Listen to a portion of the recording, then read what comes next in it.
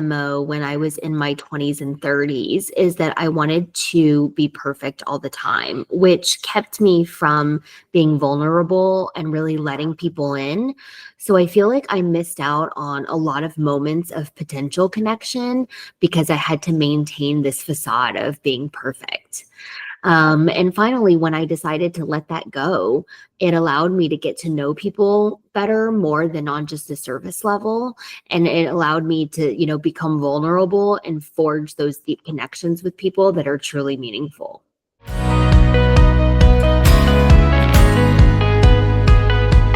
In business a little, but probably more so personally and socially. When my twins were young, I wanted to seem like I was this perfect mom and I had it all together. I was working full time as an academic anesthesiologist, and I would always make sure the girls were perfectly dressed in coordinating or matching outfits, and we'd go out, and it was just like so exhausting. But I don't know why I was so concerned with giving people this perception that everything was so perfect, and it was so exhausting and very lonely too. And then when I decided to drop the perfectionism trope and just be myself, and I talked to the other moms, and I'm like, oh my god, girl, I'm so tired, like this thing happened and whatever, and they're like, oh my god, me too, and like, have you checked out this thing? And we'd give each other like survival tips, parenting tips, babysitter, recommendations, things like that. And I feel like when I dropped trying to be so perfect, it actually availed me to have conversations with people where they actually tried to help me with my problems.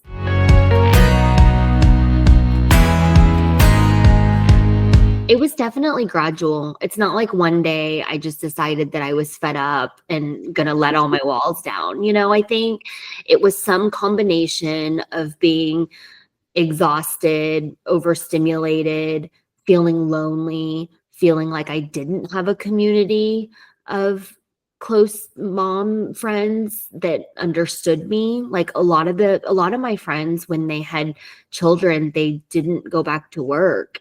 And so in some ways I felt guilty that I chose to go back to work when in fact I didn't like have to, like I could have just stayed home with my twins, but I wanted to go back to work. I did a lot of school and training to become an anesthesiologist. And I didn't want to not do that anymore. So there was some guilt. It's like when I was at work, I felt guilty about not being home with the girls. And then whenever I was home with the girls and taking some time off work, I felt bad that my work was piling up. It's like I always felt like at the end of every day that I was letting someone down.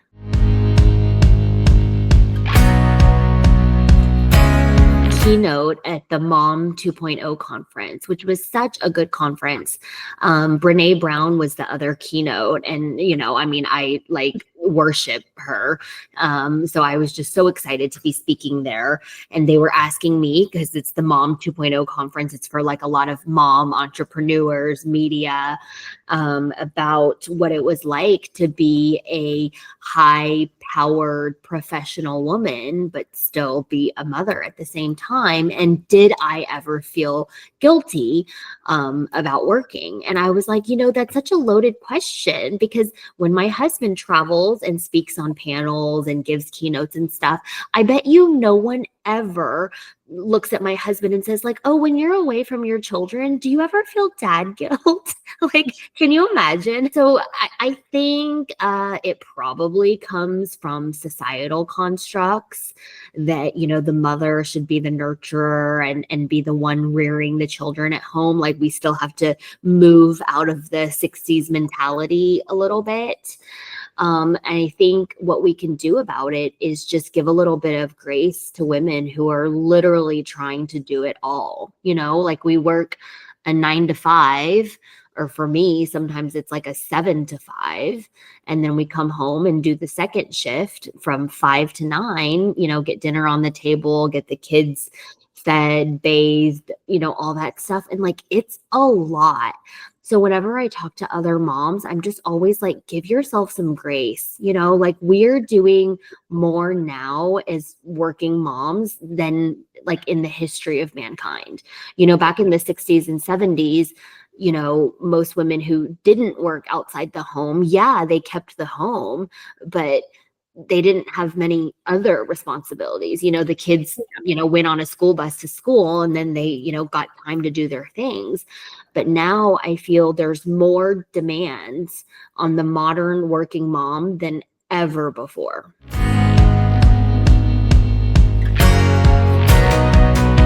Yeah, that's a great question. I think first of all, we have to back up and look at what is the cause of the burnout, right? Like, are you just doing too many things? Do you feel overextended?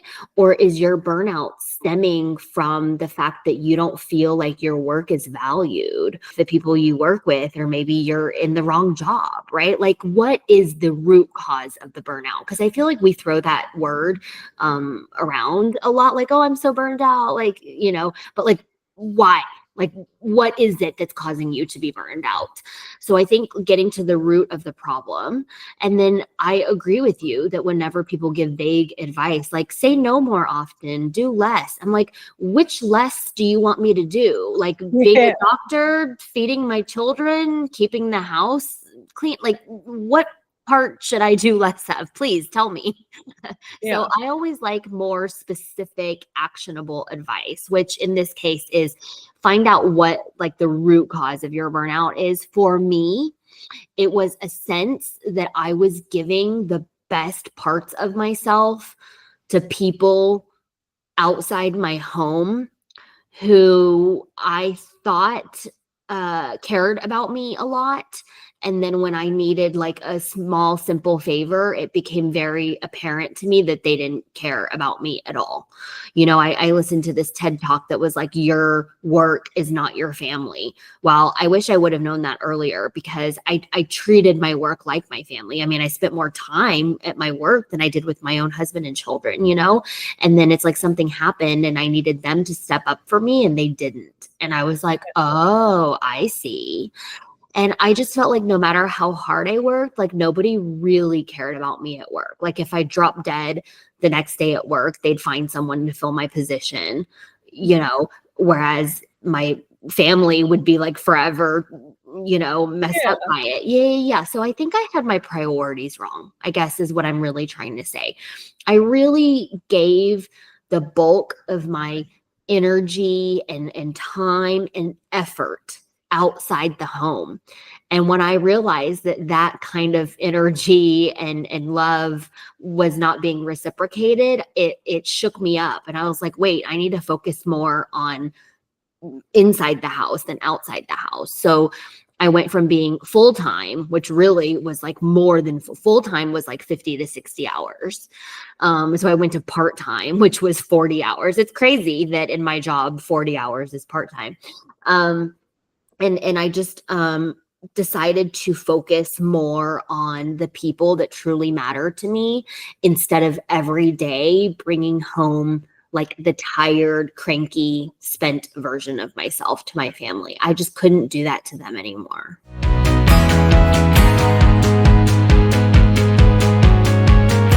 Sometimes I think still judge me, my worth on what I've achieved and how much I'm able to provide for them. It's like the Asian immigrant parent way, I mean, they were raised in a world of scarcity. I think it's difficult for them to have a growth mindset when for decades they lived in a very fixed mindset as a byproduct of their upbringing, in terms of paying my parents back, like, I mean, I feel like I've paid my debt to them, it'll never be enough if you ask them, but I have paid for their house. I have paid for their car. I honor them on, holidays, Mother's Day, Father's Day, birthdays, all sorts of things. I take care of them. I take care of all their doctor's appointments. So I feel like for all intents and purposes that I've been a very good daughter. But there's a nagging voice in the back of my head that's sometimes like, oh, it's still not enough. You're still not enough. Do more, achieve more, make more. And then your parents will be proud of you. You know, like when I went into anesthesia as a specialty, my dad was like, oh, you're not going to be a brain surgeon. And I'm like, I really like doing surgery, Dad. Like I tried it. I don't like it. I like being in the OR, but I like the pharmacology and physiology of anesthesia. I don't actually want to be the one cutting. And I think he was disappointed. And then when I got pregnant with the girls, even after they were born, he was like, so you're not going to have any more kids? And I'm like, no, 2 is plenty. And he's like, oh, don't you want a son? And I'm like, I don't, but it seems to me like you do. What I mean? Like, it's just, I don't know, people pushing their beliefs and expectations onto us. And only in the last 5 years, I would say, have I learned to set healthy boundaries for myself and enforce those boundaries with people, wherein I remove myself from negative situations, negative people who are not serving me. I don't know. I feel like through the process of writing the book, it was kind of like therapy in looking at the span of my life, you know, because the book starts with me immigrating to the United States when I was 6 years old, you know, and goes up until current day. So in many ways, it allowed me to like reflect on the last 40 years and all the lessons that I've learned. And I kind of like finished writing the book and I was like, huh, like I've come a long way.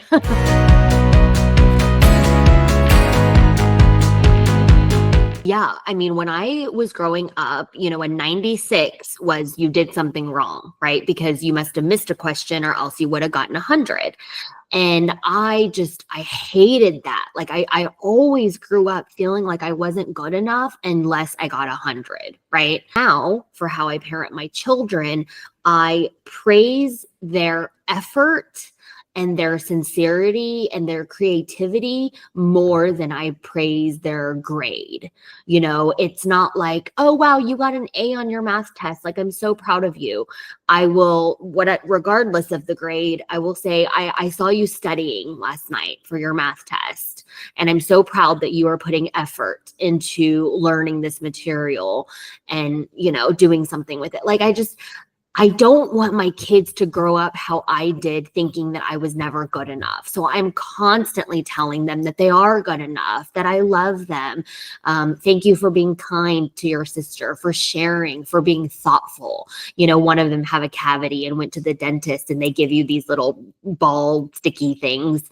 And then she asked the nurse, she was like, could I have 2, one for my sister? And then she came home from the dentist and she's like, I got this little thing for you too. And I said, that's so thoughtful that, you know, you were given a toy and you asked if you could have an extra to bring home for your sister. Like, you know, I want to praise these kinds of good behaviors and like catch them when they're being good rather than like catching them when they're being bad and only admonishing them. You know, I try to like do a lot of positive reinforcement.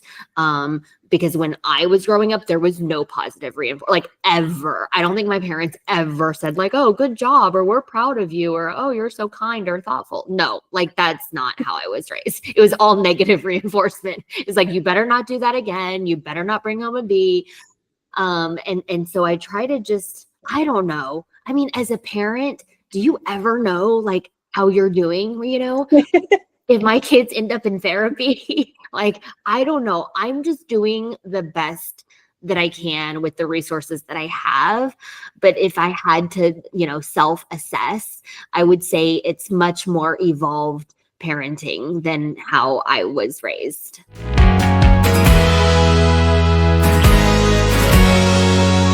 I try to catch myself if I'm in a really bad mood or something at work happened and my kids are sort of acting up, you know, I'll kind of remove myself from the situation. My kids are 10 now, so I feel okay like leaving them in the living room for 15 minutes. They're not like 3, you know. And I'll just tell myself like I need to have 20 minutes and I'll go meditate or take the dog for a walk, and just kind of like calm myself. I kind of notice when I'm a little bit overstimulated and like kind of snappy and cranky. So I'll remove myself from the situation. But for sure, there have been circumstances where I've snapped at my kids and then later realized like the proportion of my snapping was over too much for what they were doing. And I want my children to learn that people make mistakes and that it's okay to own up to your mistakes. Because like the way I was raised, my parents, they would never come to me and be like, oh, I shouldn't have yelled at you earlier. I had a bad day or something. Like they would never, right? Like that's not the way. Yeah. And so I'll go to my kids and say, like mommy didn't mean to raise her voice earlier. Mommy had a really hard day at work and I'm just feeling a little bit tired. And when you guys were, fighting, that upset mommy. But I want you to know that I didn't mean to raise my voice at you and I'm not upset at you. And the first few times the kids kind of look at you like, why are you talking to me? Like, it's fine. Kids are very resilient. And I think they don't hold grudges like adults, like they fight with each other or something. And then like 10 minutes later, they're playing. I will, admit to my kids when I've made a mistake because I want them to learn the skill of being self-aware and knowing that it's okay to admit fault and not just always acting like what you did was fine and having this like machismo about it, right? So I think it's working.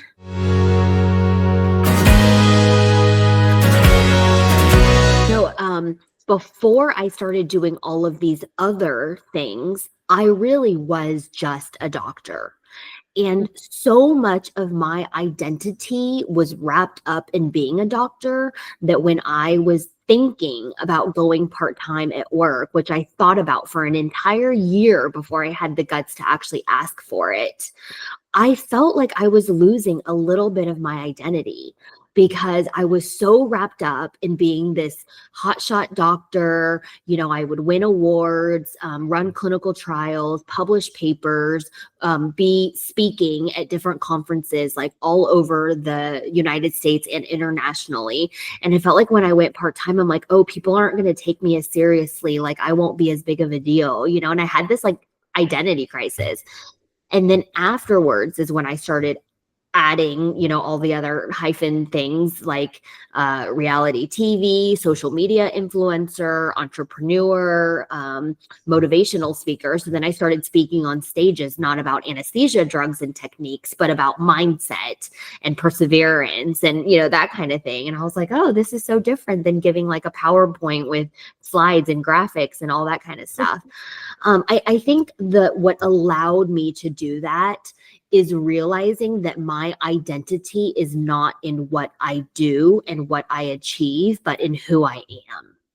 And it took that for me to realize it. So now, I say I'm a kind person. I'm creative. I'm curious. I love to talk to people about, deep, meaningful subject matters and not just like fluffy, how is the weather kind of thing, like what are you about? What drives you? What's your purpose? I love having those conversations with people. And now, even though I wear all these hats, like it's just that I just wear all these different hats, but at the core of it, like it's just me.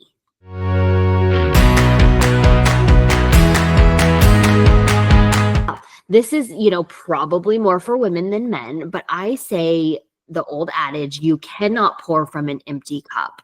You run around all day taking care of everyone else. And guess what? You forget to take care of yourself, or it falls to the wayside, or you just ran out of time and you were at the end of the to-do list. You know what I mean? And I'm like, no, we are prioritizing ourselves and our self-care. Self-care is not some like luxury, where you go to the day spa for 4 hours or something like that. Everybody has different self-care. Self-care might mean your spouse watches the kids for 2 hours on Sunday so that you can journal and meditate or take a nap and just have some alone time. This is the thing as a mom. I feel like I'm never alone. Like I'm at work doing things and with people. I have a patient on the table and then I get home and I'm with my kids and I'm taking them to all their activities. And it's like, you know what?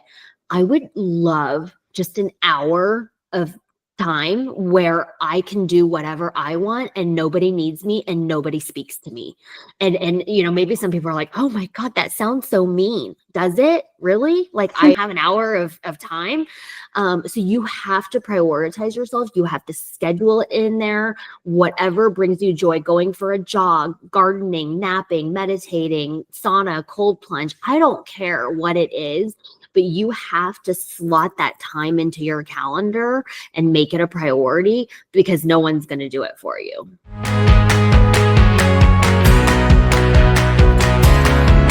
Just having those moments of solitude to like think for a minute, because it's hard to think about what you want when you're just constantly in the eye of the tornado doing. So that time gave me the clarity to think about what I want.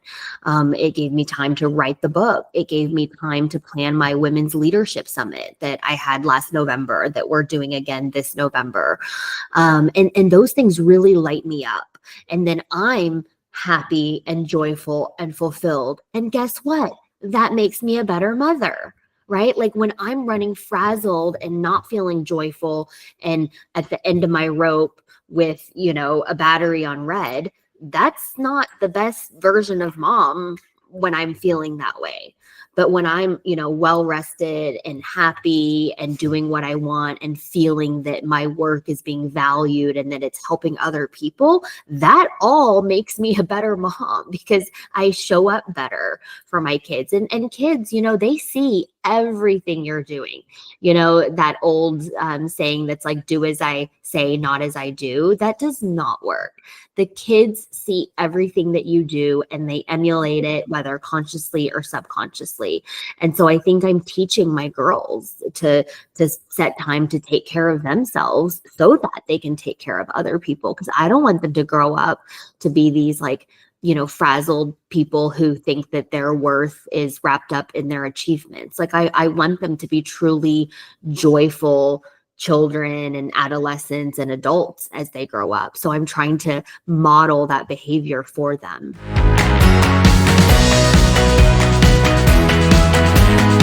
I mean, I stopped shifting my focus on pleasing others to pleasing myself, and pleasing my family.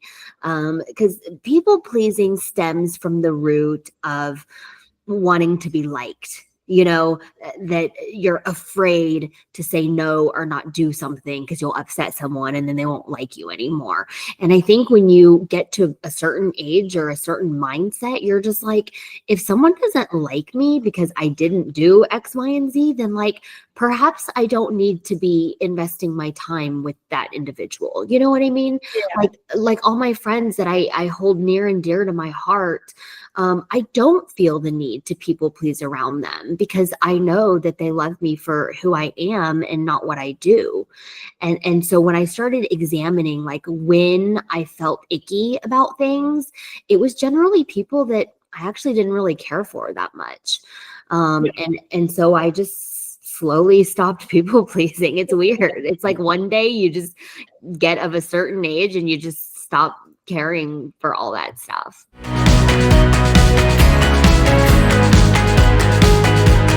I tried to be one of those moms that goes to like every ballet rehearsal, obviously the recital, but it was just getting to be too much. And I'm running, 3 businesses and still working. And I told my girls, how would you feel if mommy didn't go to some of your practices? And I thought that they would be like, oh no, we want you there at every single one. But they were cool about it. They were like, oh, well, as long as you're there for the recital, like you don't have to go for every practice. And it's so weird because in my head, I made up that my kids would be disappointed in me if I didn't go to every single thing.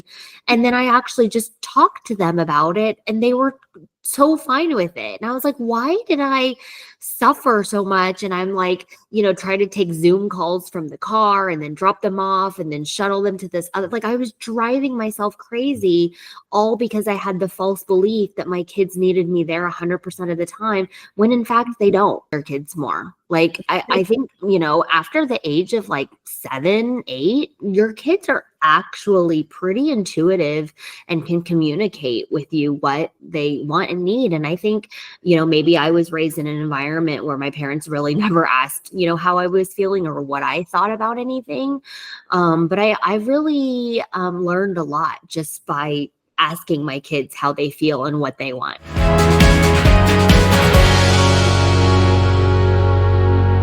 AAPI month is special to me because I feel like it gives a little bit of credibility to how Asian Americans have shaped this country.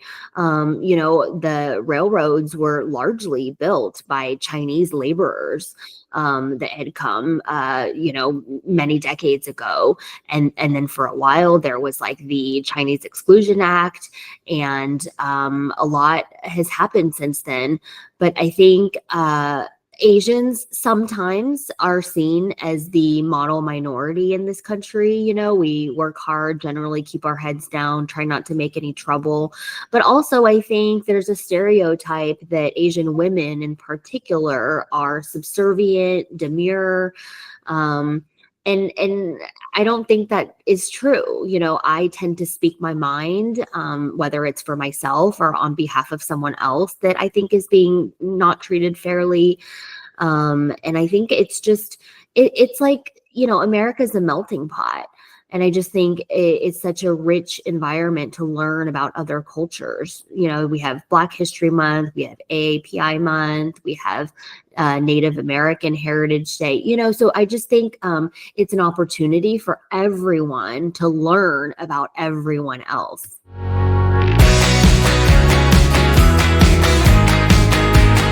I would say if I had to distill it down into one piece of advice, I would tell moms especially that the joy is in the journey and not in the destination. So often we think like, if this, then we'll be happy, or if this, we'll be happy. And it's like, you have to enjoy the journey, because sometimes you get to the destination and it's like, oh, okay, what's next? Missed out on so many moments of connection and laughter because I was trying to look or seem perfect or get to the finish line as fast as possible. And now I kind of live life at a slower pace and allow room for spontaneous moments and laughter and just, getting on the floor and being silly with the kids.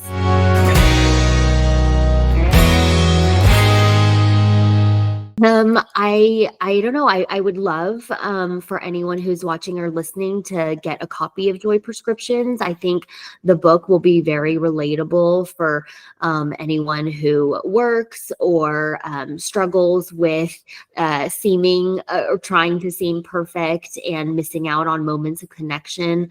I hope that it gives people a few laughs along the way. It's meant to be an easy read, not anything serious with annotated footnotes and references in the back. And it's available anywhere that books are sold or on joyprescriptions.com.